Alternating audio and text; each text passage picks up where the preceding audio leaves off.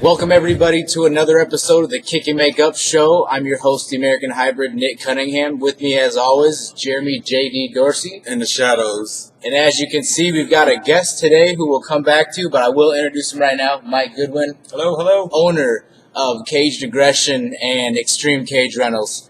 We will get back to you in a little bit and talk to you about something going on here, a little bit big, right? I like to call it big. Yeah. And we're at the River Center, and big thank you to them for letting us shoot here today. And there's a reason why we're here, which we'll get back to. First, I want to get rid of all the particulars. You are watching the Kick and Make Up Show. If you've missed any of the shows, this is our 6th show. So please go to our website, www.kickandmakeup.com. Watch some of the archive shows. We've got articles that I've written for Old American newspaper on there too. So familiarize yourself. Is that a word? Familiarize? Yes. Yeah? Didn't sound right coming out. Familiarize yourself with anything and everything with Kick and Makeup. If you want to hit us up at Gmail, it's kickandmakeup@gmail.com. Join our Facebook page. Just go to Facebook, hit Kick and Make or type Kick and Makeup in there. Enter yourself into our group. We will let you in. No questions asked. We've got forums, questions, polls, predictions, blah, blah, blah. Anything and everything going on in MMA. So you definitely want to be a part of that group. Also, if you like Twitter, at Hybrid MMA is mine, and at Kick and Makeup is the show's. So I wanted to get that out quick because we've got a ton to talk about today. Lots. So going back, we'd like to welcome Mike Goodwin of Extreme Cage Rentals. You have a huge show coming up here at the River Center. Why don't you break it down a little bit for us and just tell us about yourself and what are you doing here? Sure. Well, thanks for having me, guys. It's my first time ever doing anything like this, so bear with me. For those of you that don't know or haven't heard, there's no secret. We've had some troubles with the Illinois Athletic Commission in the recent times. We've done 9 shows in Illinois. We've built some incredible business relationships. We've got a huge network of fighters now, and it's pretty disheartening that some people on that side of the river don't support what we do. We live and breathe this. We love it. We try to do it as big and as nice as we can for the fighters and for the fans, and to continue to show this sport in a professional way. And so, when you put so much time into something like that and you care so much, it's hard to stay invested in an area where people in charge aren't invested into it like we are. So with that being said, every positive or every negative you can find a positive if you look hard enough, and I think we found that kind of hit us smack in the face. But we're proud to announce we just signed a 3-fight exclusive contract at the River Center in Davenport. Again, our business relationships in Illinois are fantastic. It takes nothing away from them and what they've done for our company, but at the same time, the River Center will allow us to take our promotion to a whole different level of credibility. The Iowa Athletic Commission, let me first and foremost say that they have been out of this world incredible. The head director of the Athletic Commission calls me on a Wednesday night at 8:30 from his home, not at work, on his time, just to make sure everything's going good with the show. Big shout out to those guys over there and ladies. They've been incredible. It's that type of support that's going to allow us to take this thing to a whole nother level. Same thing with the River Center. Their staff has been incredible as well. They've given us a facility that's going to truly allow us to show the sport how we want to. Again, no offense to anything in the past that we've done, just the quality difference, the quality of the fighters. This will allow us to take our promotion to not just an amateur promotion, but both professional and amateur promotion. The presentation that we've always taken pride in will be stepped up in a big way. All of the production equipment is new, and the quality of the sound and the venue and the staff and everything really matches what we try to do and matches our vision. So our first show coming up is July 20th out of our 3-fight contract. We know there's a lot of stuff going on in the middle of summer.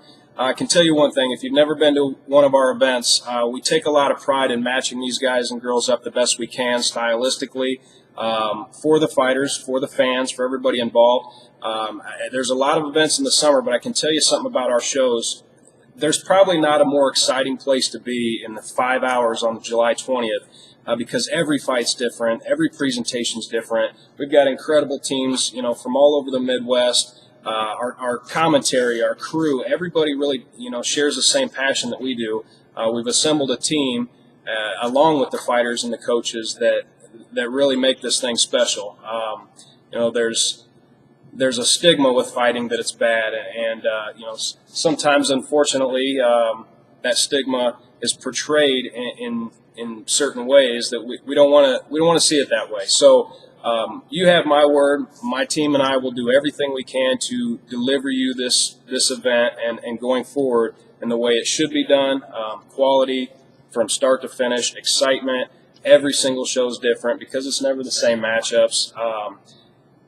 I would like for everybody to come out, of course, but we want to prove ourselves too on this side of the river. So the previous night, the 19th, we're going to be doing our live weigh-ins here at the River Center as well, and we'll create a promotional poster and everything and get that out there. But what we're going to do is we want the public to see for themselves before they even buy a ticket what this place is going to look like and what the difference is with the Caged Aggression event.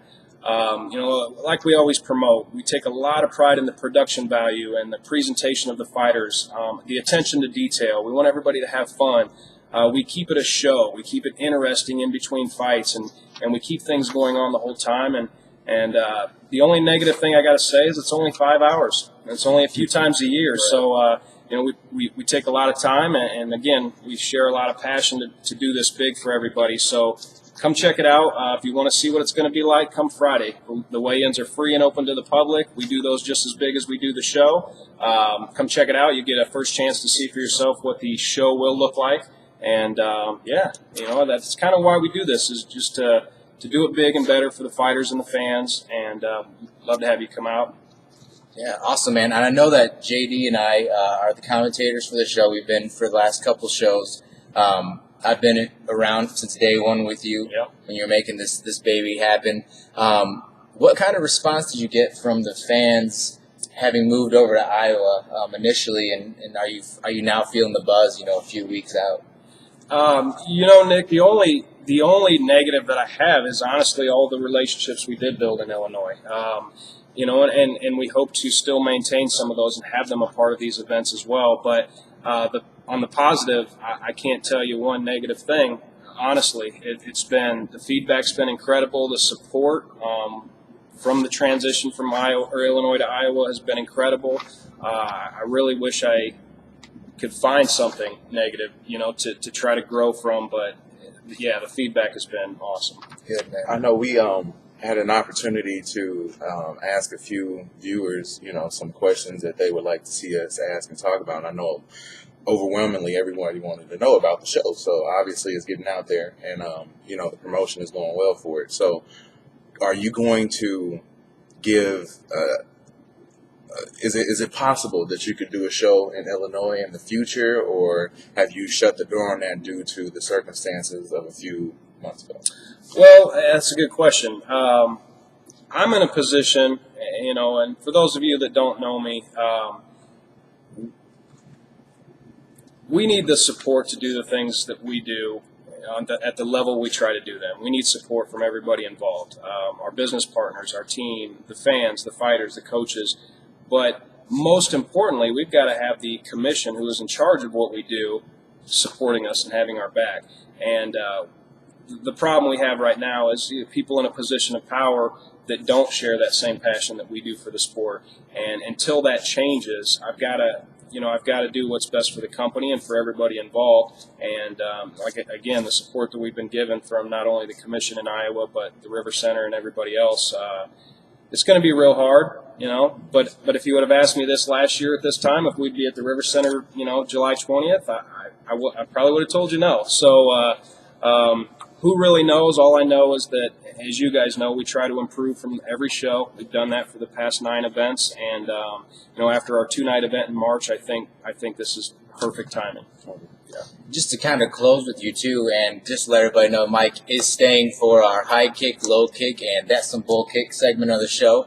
But I've got to ask you, who are you excited to see fight this upcoming? Are there any matches that stick out to you? Yeah, obviously I'm excited to add professional fights to the show. We've had some incredible success. I take nothing away from amateur fighters, professional fighters. At the end of the day, anybody that gets in the cage has my respect.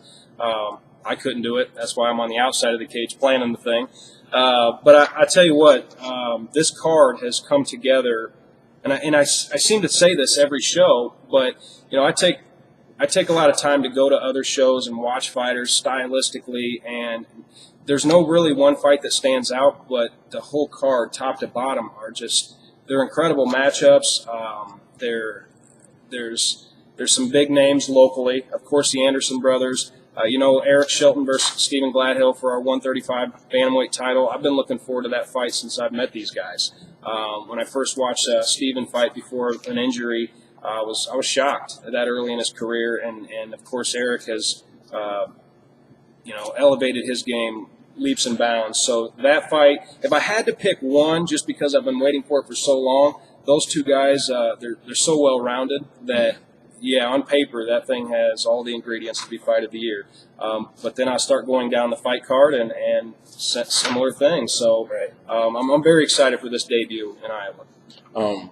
One more question. Where's the post-fight show after party? We're working on that. We just locked in the weigh-ins. I like to do the weigh-ins big, just like we do the show. And again, we're having the weigh-ins here at the River Center. The after party, I got a couple ideas, but it's summertime, so we've got to find somewhere that really wants to do it right. We always do our awards at the after party.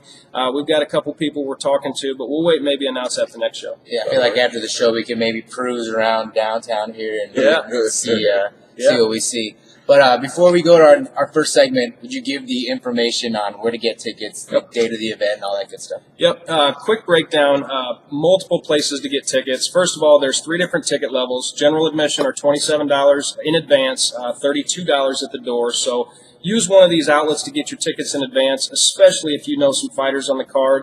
A lot of these guys, they make money off of ticket sales, and that support system is what drives them and helps them get to the level they're trying to get to. So if you know somebody on the card, definitely get your tickets from them first. You can also go to Ticketmaster.com, and you can go to the River Center box office as well. Now, Ticketmaster.com, as everybody knows, has some high fees. So we've also given the option to go to CageTix.com. And with CageTix, it's I believe half the fees of Ticketmaster. But more importantly, you can select which fighter you're buying tickets for. That way, that fighter gets credit for for you being there, and that's very important to us because your support and supporting them is what keeps this thing going. So Ticketmaster.com, CageTix.com, River Center box office, or again from one of the local fighters on the card.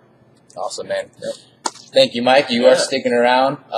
Just one more reason to get on the Facebook page. We're going to be overloading it, blasting it with the next few weeks with cage aggression, extreme cage rental information.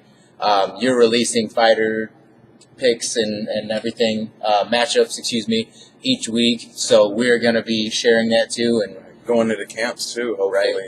Check out a few of the guys, interview some of the guys before everything gets going. So with that being said, our high kick, we're going to go right into the show. You guys know how we do it. We do the high kick of the week, which is the most talked about in a positive note, the low kick, which is the most talked about in a kind of negative note, and then our That's Some BullKick rant, where we just go off for about 10 minutes on what the WTF moment of the, and I feel like I'm too old to use acronyms. I immediately want to take that back.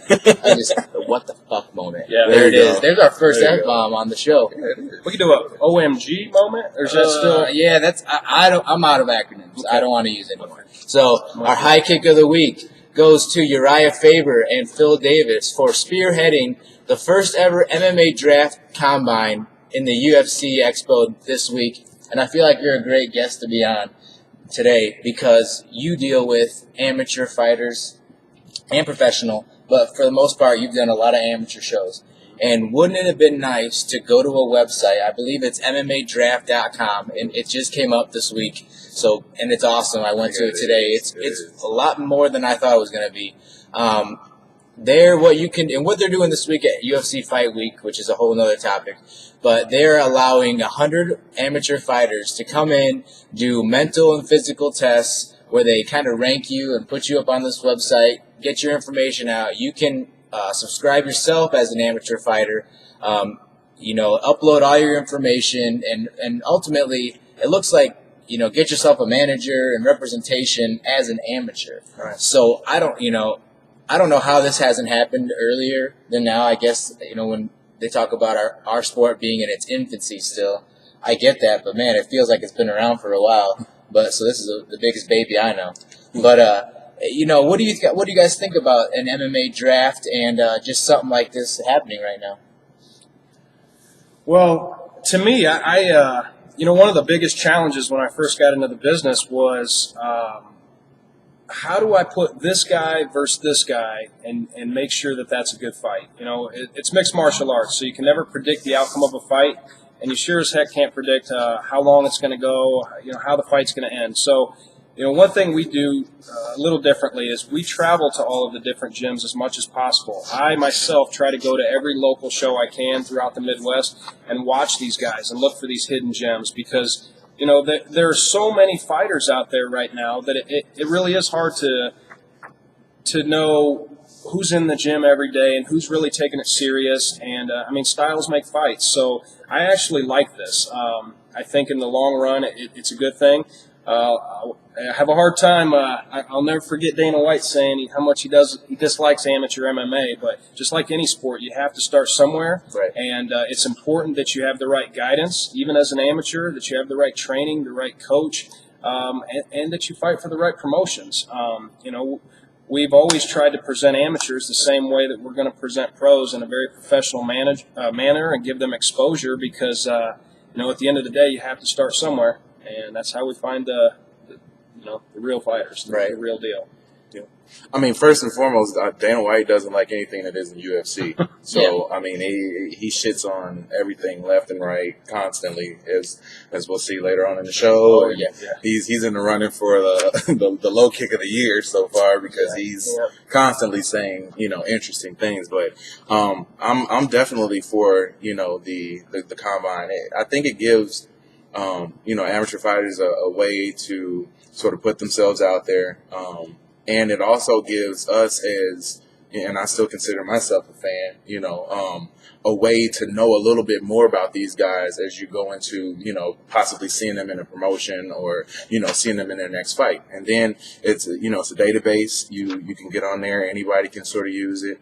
I'm really interested to see or find out how they pick their 100 people that they're going to have initially. Like, how do you get onto that list, or where exactly did that come from? And I think it was the 100, and that was a good point that I'll hit first with you. That this is not UFC affiliated. Right. It's done being spearheaded and done up by Phil Davis and Urijah Faber of the UFC, but this is for anybody and everybody in any organization. They're debuting it at the UFC Fan Expo because where else is a better event and bigger event to debut something? But it is not UFC affiliated, and I think the 100-person cap was for the expo. So they're going to pick 100 people at the expo to do live demos and tests there to get onto the website. But I believe that even they won't cap the whole thing at 100. Right. So that that makes more sense with thousands and thousands. You've been to the Fan Expo too.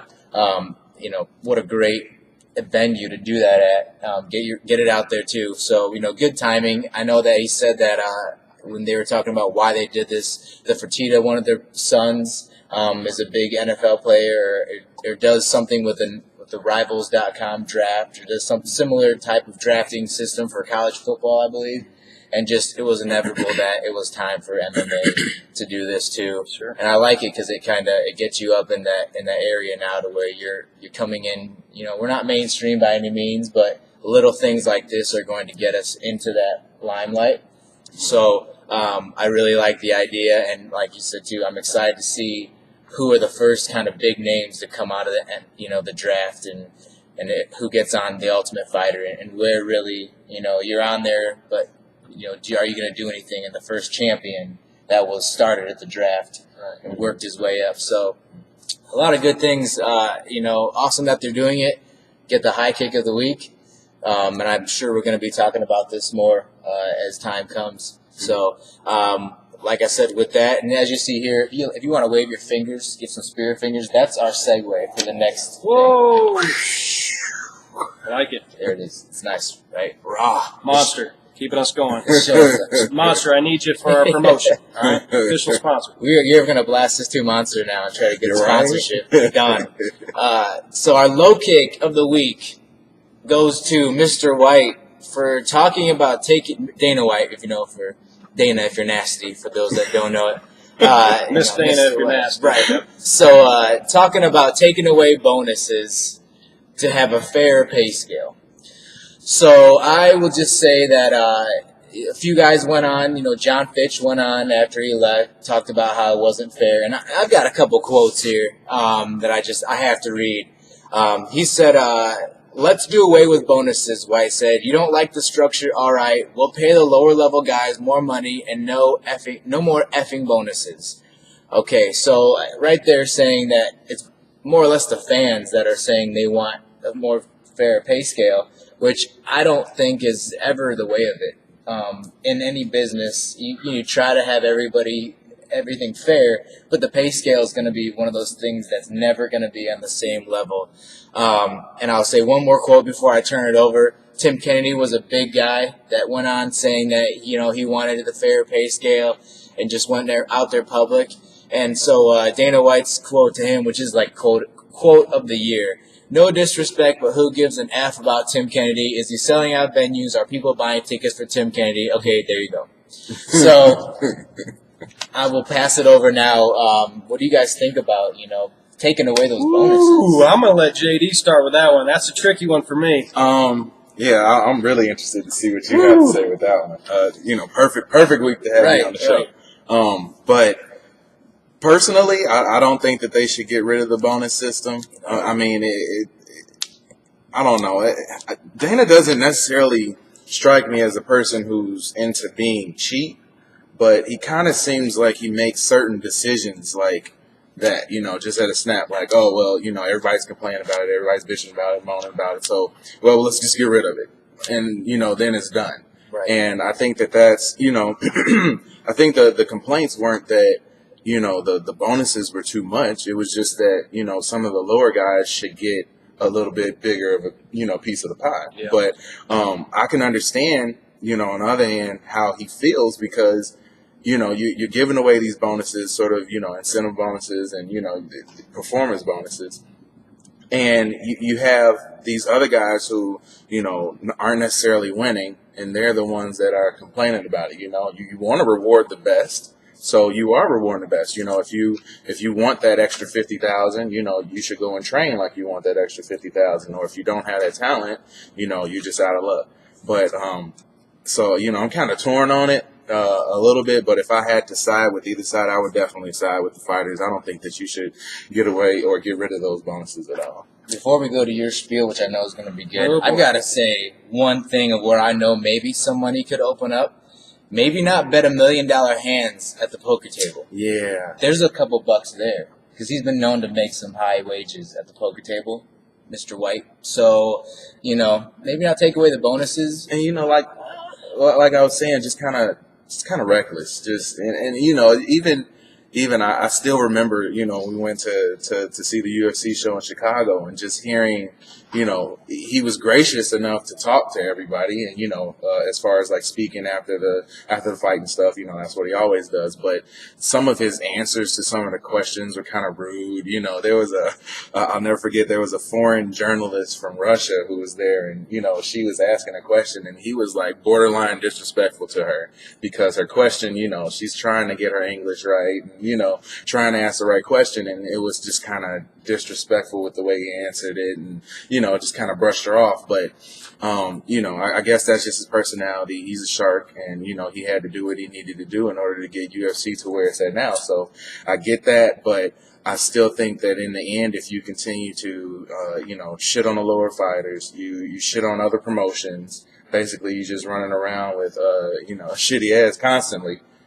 That's gonna bite you. And, at some point he's going to need other people, and I hope he isn't burning bridges to the point where, UFC ends up dying out as a promotion because of it. Oh, boy. Well, here's the thing. I do everything I can to stay non-opinionated publicly, whether it be Facebook or whatever. So this is going to be kind of a tricky one for me because there's different people on different sides of every business. You have employees, you have owners, you have investors, you have all different legs of the team, we'll say. From a promoter aspect, the general consensus is if you have this many people at a show times this much at a ticket, that promotion just made, that much money. So, for example, if you're selling a $25 ticket and you have 1,000 people there, people go, wow, Mike Goodwin and his family just made, $25,000. That is far beyond the truth. And if you ask anybody that's ever done a show, big, small, ugly, pretty, they're very stressful. They're very, very expensive. And there's times that we make no money. There's times that we put on these, big parties, and everybody enjoys that party, and everybody wins, but the promotion, but the promoter. But on the flip side, the comments about Dana saying get rid of bonuses, Dana is very quick to talk. And if you ask my wife, I've done that. Then screw it. We'll just do this. It's what we do. But it's ironic, and it's actually it's kind of hypocritical because Dana White is clearly getting rid of fighters that don't deserve to be cut based on a boring fight. Well, to me, and I'm not a fighter, but the simple logic is that if you're incented heavily by by a finish bonus, if you go out there and you put on a hell of a fight, you're going to get a lot of money in a bonus. You go out there and knock somebody out. If you go out there and submit them in some great fashion. So to me, you can't ask these fighters to go out there and just win because you're going to pay them more, but not do it in an exciting fashion, because we've all been to shows where the show money gets paid no matter what, but the win money doesn't get paid unless you win. So what happens is you get fighters that will fight very, very technical, very slow, very methodical, just so they can make sure they get that extra win money now, as opposed to that big bonus for being flashy and exciting. So I definitely don't think we should get rid of bonuses.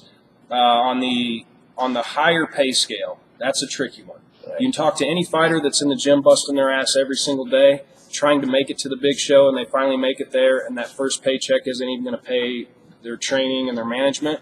Yeah, that's tough. They're not getting paid $6,000, $12,000 for one night. They're getting paid $6,000, $12,000 for 3 or 4 months of training for that one night, and paying their management, their training camps. So,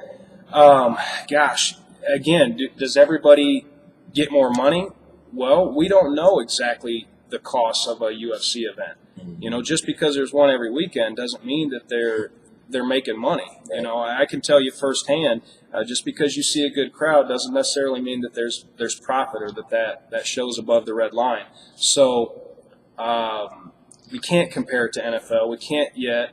Of course, I've always put fighters first. Of course, I think they should all make more money. I wish that I could give more in our shows, and that's why I try to do it in the form of incentives. But if you ask 10 people the same question, you're probably going to get 5 different answers. Right. So it's really opinionated, but we definitely have to have bonuses. That's what keeps the fights exciting. Gives them an incentive. For the lower paying fighters, I will agree to one point.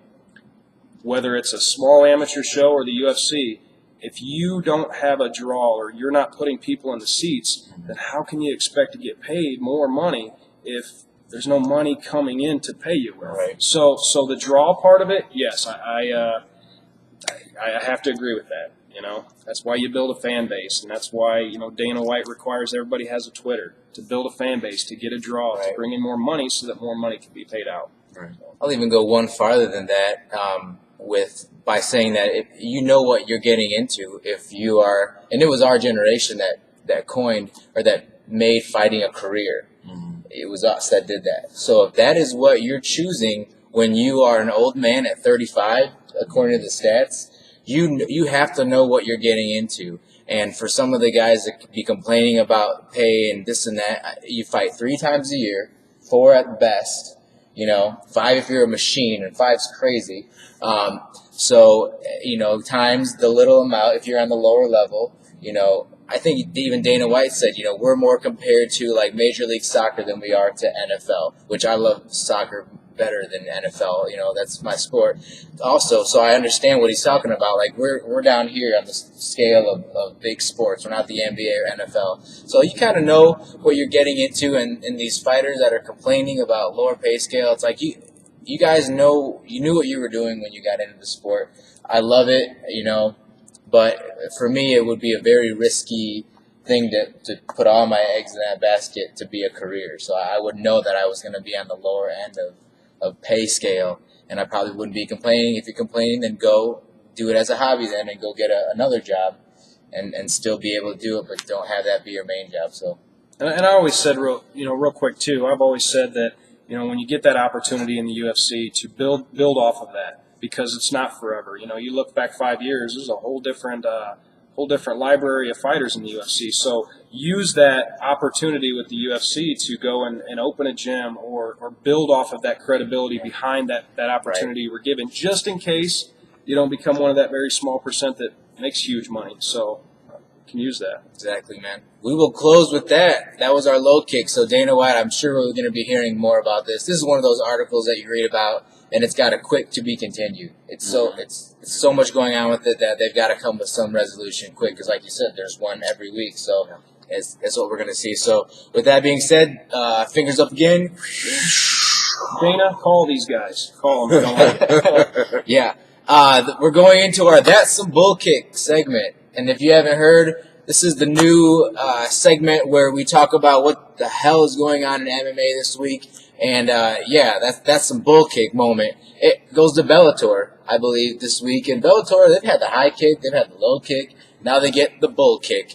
For not finding or doing anything about War Machine, going off on Dana White, and also with our low kick, fighter wages. And he went as far as even calling Dana White using homosexual slurs with him. And before we get into this, all right. Ooh. Yes. Ooh. Totally disagree. Again, once again, man, we are always disagreeing. Yep. I don't think You ready? Right. You got the equalizer here. What's up, man? I don't think that's bull kick at all. Bellator shouldn't have said anything. Mm-hmm. Like we've talked about countless times on the show, Dana White says all kind of crazy shit about everybody, including Bellator. Just last week when we did the show, he was talking shit about Bellator then. Why should Bellator come in and, as an organization or promotion, fine a fighter for saying something that is A, driving interest to their sport, and B, why should you respect the guy who doesn't respect you?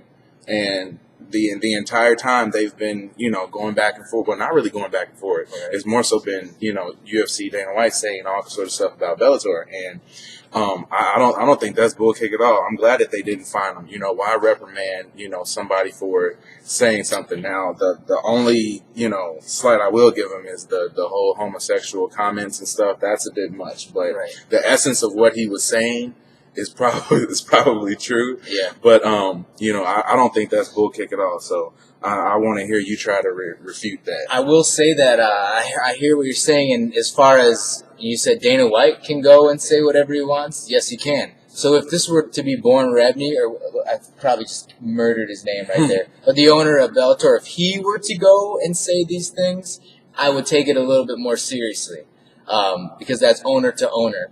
But you're having a fighter. And you're having a fighter, probably the worst fighter, War Machine, to represent your business, to do this right now as you're growing. You probably don't want a 2-time ex-felon for multiple assault charges. And if you go follow his Twitter, it's hilarious. This homophobic thing is not new. He goes off and says anything and everything about whoever. So, yeah, that was my bull kick for Bellator not even acknowledging it. And let me just do this real quick, because we're all about quotes today. I am, at least.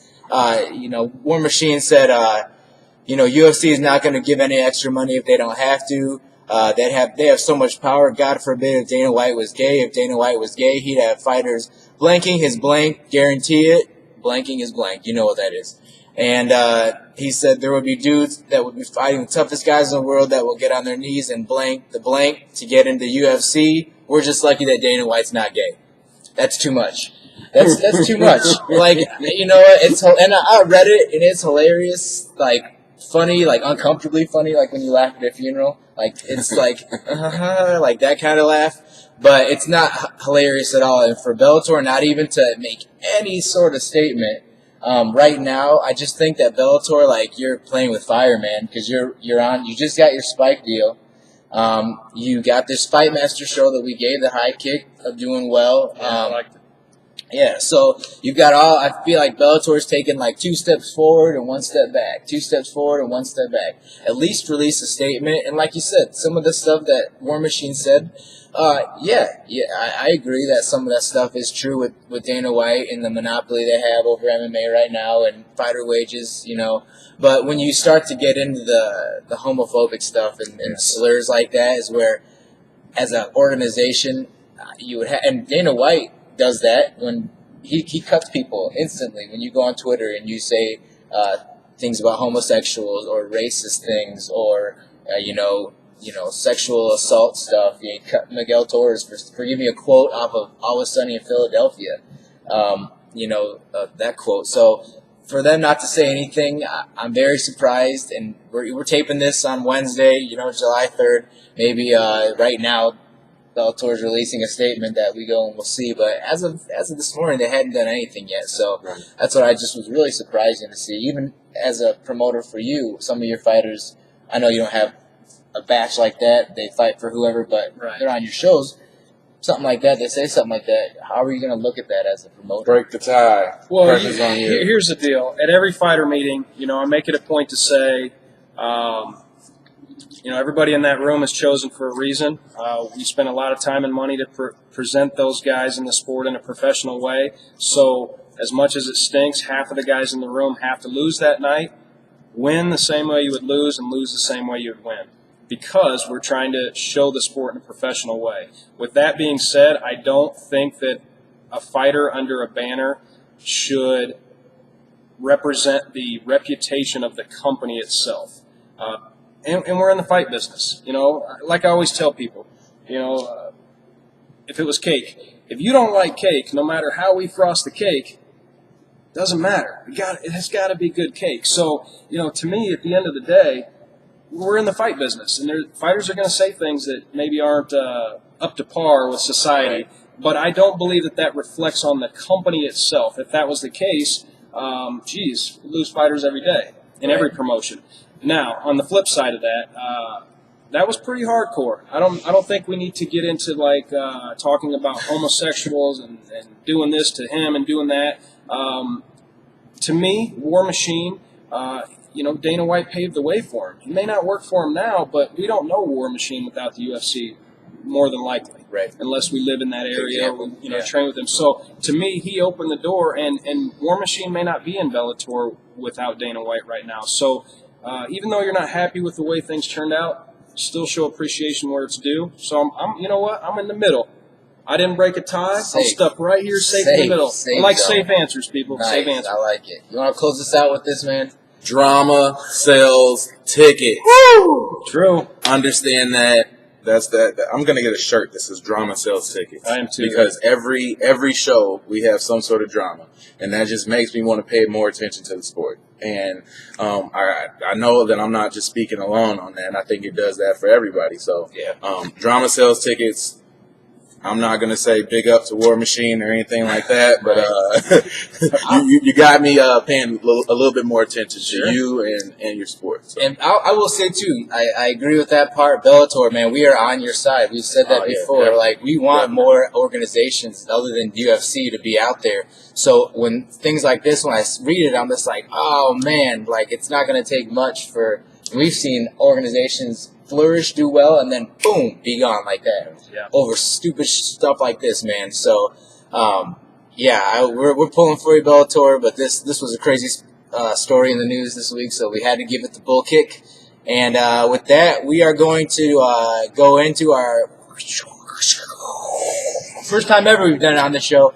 We are going to give our predictions for UFC 162, Silva versus Weidman, and we don't need to go in depth about these fights, but we can just talk a little bit about. We'll start off with the main card, first fight on the main card, which I'm so excited for. Cub Swanson versus Dennis Seaver. For myself, I've got Dennis Seaver winning this one, man. Yeah, that was hard. I'm a huge Cub Swanson fan, but and he's been doing well and killing it lately. But God, man, the kicks from Seaver, like 2 or 3 of those to your middle section, they crumble you. Yeah. So I just see him really, and he starts off fast with them. So I've got Seaver winning that one. I'm kind of torn on that one. I love the matchup. I think it's an incredible way to start a pay-per-view. Sets the pace for the rest of the card. Gosh, just based on experience, fan base, no, I agree with you, but I'm still going Swanson. Nice. All right. Yep, All right. I'm definitely going Swanson too. He has All a right. nice little streak going too, and you know his last fight was really impressive. So I think he's going to keep that going. I definitely Good fight. It's a good yeah, fight. it's going to matchup. be a great fight, great matchup, and like you said, a great way to kick off the night. So Nice. All right. 2 for Swanson, 1 for Seaver. I'm sticking strong. Next fight is Mark Munoz versus Tim Boetsch. And I don't know if you guys even saw these pictures on the internet of the transformation of Munoz. After he lost to Chris Weidman, he ballooned up to 240 pounds, 230 something. And then he, from depression and eating and from losing to Weidman so devastatingly, and then he cut back down to be shredded. And so that, for me, is just amazing. I'm a huge Mark Munoz fan. Tim Boetsch is one of those guys that, I don't know, I don't feel like he's evolved that well with the sport. He's still just the big brute guy that, kind of just zombily goes forward and doesn't fall. So I'm giving mine to Munoz. I'm a huge Munoz fan. And I still think that a couple more fights, he can be right back up there in title contention. Yeah. I try not to let myself fall into the that's a good fight after a loss.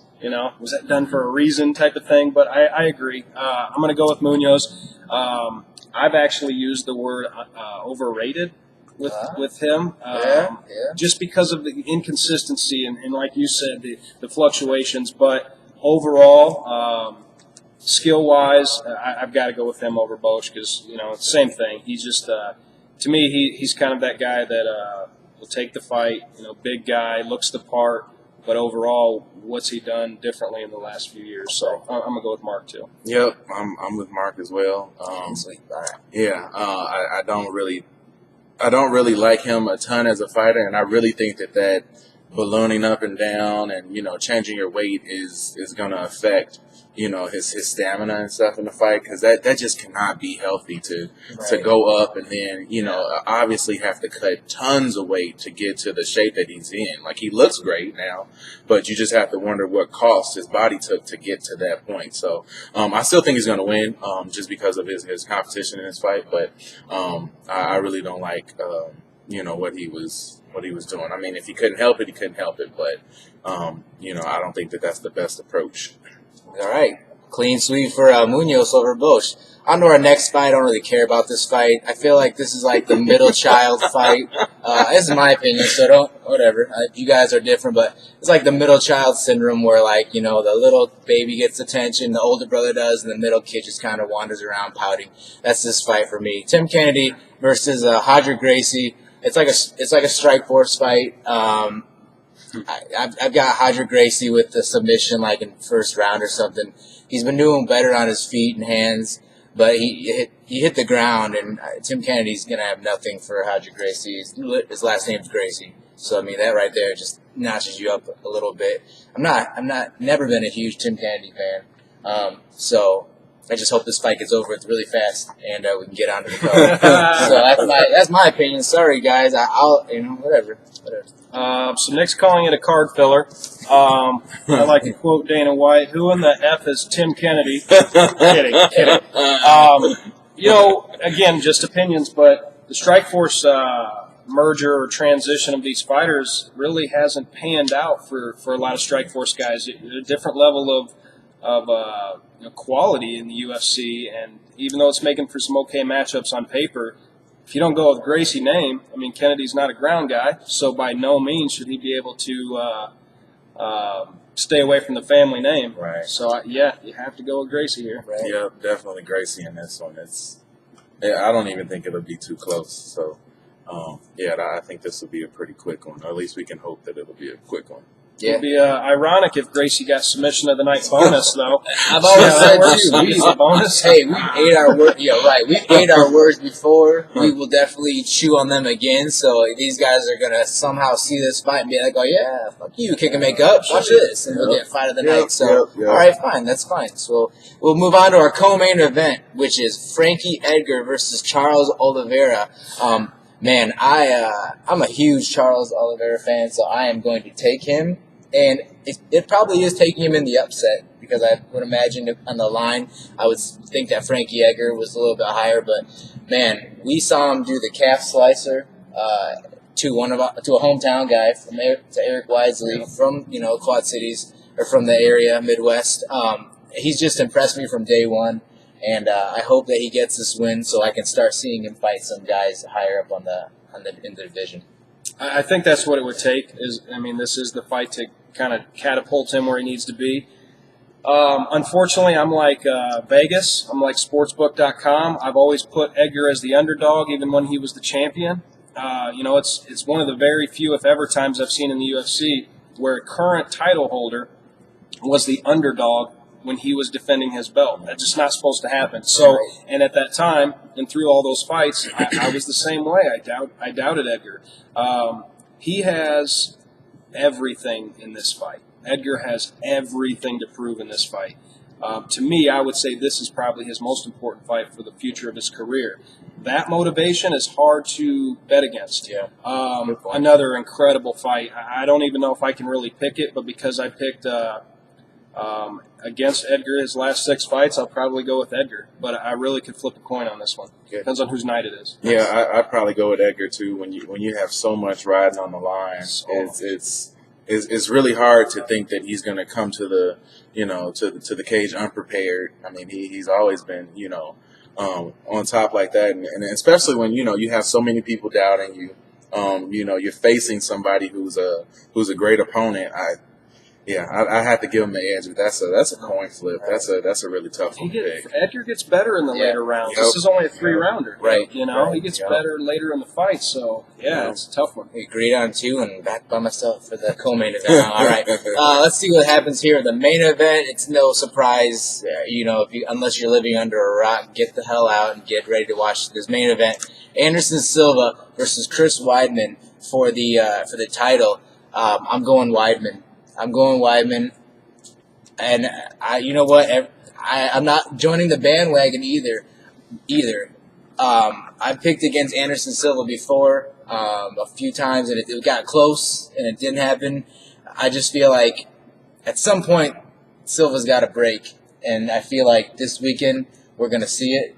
Weidman is a younger, not a younger version of Sonnen, but just a stronger, faster, I guess younger version of a Sonnen-type style fighter. And a finisher, too. Sonnen's not a finisher. Chael's not a finisher, really. Weidman is, devastatingly, fashion. So, I'm going with Weidman, but, I'm sure I'll be eating Anderson Silva sandwich at the end of the pay-per-view, but whatever. So that's mine, Weidman. Chris Weidman. I can't take against Silva. I know. Here's the deal. I can't imagine a legacy. And I even said this with Chael, and to me, I believe Chael is a more prominent person in MMA and in UFC than Weidman is so far, and maybe that's because of his mouth. But I have a hard time seeing after this legacy of Silva, them raising Weidman's hand, and he was the one to dethrone him. I mean, I know he has the skill set, but let's be real here. I mean, Silva knows what he's going to bring, and until we get somebody against him that, to me, has everybody thinking he could be the one with his hand raised and taking that away from Silva, I can't. Honestly, I am not even that excited about the fight. Oh man, I know, and I love watching Silva fight, but I don't know. I feel like it's just another one of those Silva fights where. No, there's some names out there that everybody knows that he should be fighting. Yeah. Definitely, man. But at this point, it's still Silva. All right. Yeah, I'd have to go Silva as well. You're the oddball again, but only because he's the champ. He's arguably You know, the greatest to ever do Like it, dope. and I just don't see Weidman being able to overcome that. And you know, like both of you guys have said, that Weidman has the style that will probably be able to give Silva fits, but I don't necessarily think that. I think that's just assuming that, you know, Silva hasn't stepped up his game. You know, maybe if he comes into the cage complacent, and earlier I was reading an interview that he had, from the conference call. And I think he was saying that John Jones would beat him in a fight, and it's just kind of weird to hear that. Maybe he isn't in exactly the right mindset, but you got to think that once the time comes that he's going to be able to turn it on. I mean, what is he, like 17 wins in a row at this point, or Yeah, it is something crazy, like man. that. I mean, everybody has their time, but I don't think this is it. No, I don't think Anything this is can it. happen. We all know that. It's the Fair beauty of the Oh, sport. yeah. But Yeah. I like that we disagree on this show. Oh, yeah. There you guys have it. There's our kick and make up picks for UFC 162. I dare challenge, say to you guys, go on our Facebook page, search kick and make up, and I know people have an opinion on this fight. I picked Weidman. Anybody have any comments about that? Throw it on there. I know you do. Hit us up at Kick and Make Up as our Twitter handle, at Kick and Make Up, and at Hybrid MMA for me. Come on, somebody say something. Anything about the topics. We covered a lot today. We went all over the place. So I want you guys to get on there, email us, do whatever you can and let us know what you think about this show. Topics for next week. We're going to be reviewing the 162 show, obviously, next week.